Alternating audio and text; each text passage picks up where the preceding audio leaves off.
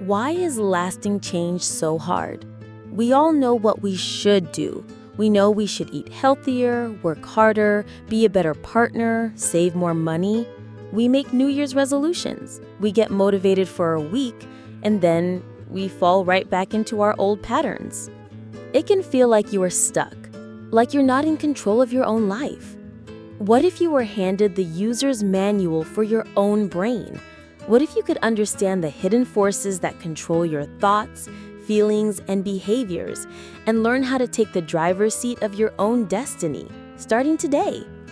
That is the promise of the legendary book we are diving into, Awaken the Giant Within, by the master of personal transformation, Tony Robbins. This book is not just about motivation.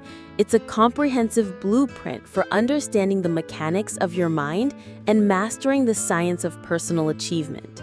It's about unleashing the giant force within you that is capable of creating any change you desire. Part 1. The 3 Pillars of Lasting Change. Tony argues that any real lasting change, whether in a person, a company, or a country, is built on 3 fundamental principles. First, raise your standards. Change happens the moment you say no more. It's when you stop accepting mediocrity and demand more from yourself. Tony tells how his own life transformed when he wrote down everything he would no longer tolerate and everything he was committed to becoming. Think about the giants of history: Abraham Lincoln, Martin Luther King Jr., Rosa Parks. They didn't just wish for a better world. They raised their standards for what was acceptable and refused to settle for anything less. Second, change your limiting beliefs. You can raise your standards all you want, but if you don't truly believe you can meet them, you've already sabotaged yourself. Our beliefs are like unquestioned commands to our nervous system, defining what's possible and impossible. If you believe you can't, you won't even try. Consider 2 POWs in Vietnam who endured the same torture. One took his own life. The other, Captain Gerald Coffey, used the experience to forge an unbreakable belief in himself and humanity. It's the same reason one 70-year-old woman believes her life is over, while another decides to start climbing mountains and becomes the oldest woman to conquer Mount Fuji. Your beliefs create your reality. The third is change your strategy.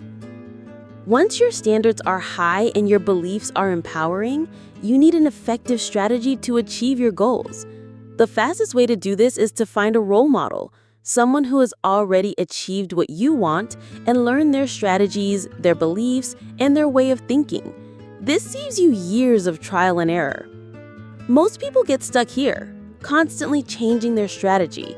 But a great strategy is useless without high standards and empowering beliefs. Part 2. The Master System. The Forces that Shape Your Destiny. Tony reveals that our lives are controlled by a master system of forces. Understand and direct these forces, and you direct your life. The first force is your decisions. Your life today is the sum of all the decisions you've made. Your destiny is not determined by your conditions, but by your decisions. Most people live in what Tony calls the Niagara syndrome. They just drift down the river of life, letting their environment push them around until they get dangerously close to the waterfall. You must consciously decide how you are going to live. The second force is pain and pleasure. This is the engine that drives every human decision. Everything we do either to avoid pain or to gain pleasure. And the need to avoid pain is the stronger motivator. Donald Trump, for example, is driven by the massive pain of being second best. Mother Teresa was driven by the pain she felt seeing others suffer and found pleasure in relieving that pain. Tony himself never drank alcohol because as a child he associated it with massive, visceral pain from bad experiences with family and classmates. The key to success is to learn how to use pain and pleasure instead of letting them use you. You can consciously link massive pain to any bad habit you want to break and massive pleasure to any new habit you want to create. The third force is your emotional state. Your state at any given moment determines how you perceive the world and how you behave. The incredible news is that you can change your state in an instant. There are two ways. 1.